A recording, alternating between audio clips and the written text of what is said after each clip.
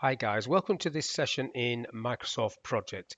In this module, I want to show you how you can get data from Excel into Project and also how you can link data from Excel into Project and have it automatically update. So first of all, let's get some Excel data into Project that's not going to be linked. Now to do that, you just need to go File, Open, and what I've got there is an Excel file that I've already used once. If I click on that, it starts the import wizard. So import this data in. If I go next, it says new map or an existing map. You may have saved a map previously, but I haven't. So I'm going to go new, follow it through. It's a new project, so it's not even going to be in this one. It's going to start a new project. Next, I'm going to tick tasks, next.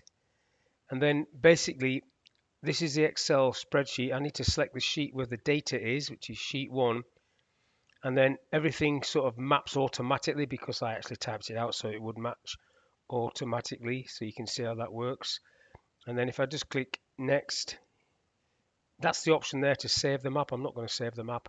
I'm just going to click finish to see how it comes in. So it's coming nearly okay. There's a blank line there. I'll just get rid of that.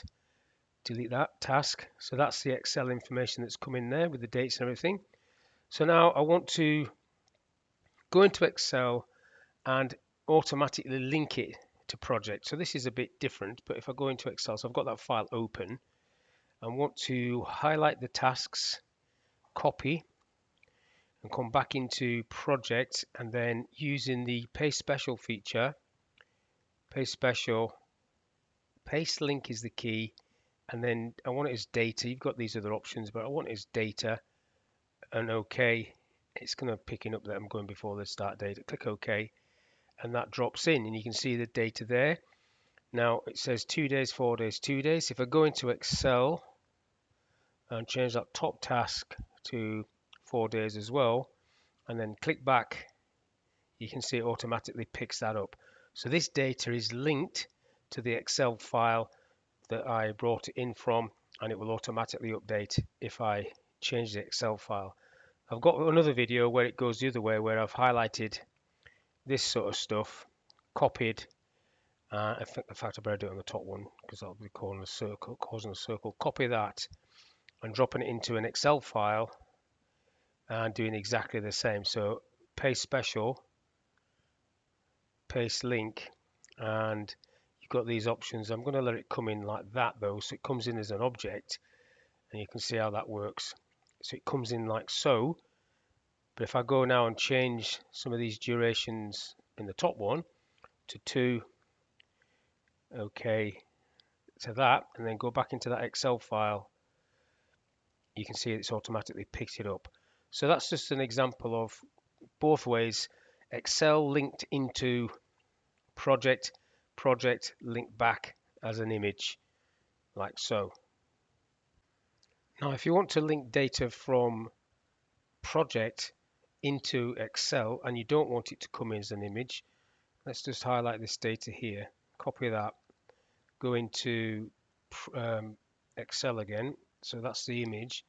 If I click underneath the image and do the paste special paste link, it does work, but it drops an extra line in. If I click OK to that, it's dropped that extra line in, which you can't delete because it's part of this array formula. But if I change, so that's on 414, change that to 1, and then come back into